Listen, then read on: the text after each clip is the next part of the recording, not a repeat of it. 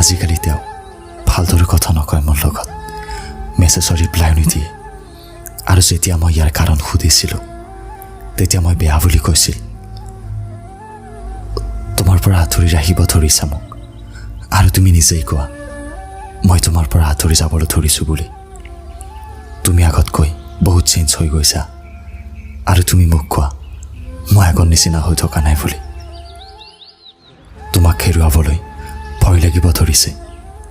আজিকালি সৰু সৰু কথাত কাজিয়া লাগিব ধৰিছা তুমি মোৰ লগত। এনেকুৱাটো নহয় যে তুমি আন কাৰোবাক ভাল পাবলৈ ধৰিছা।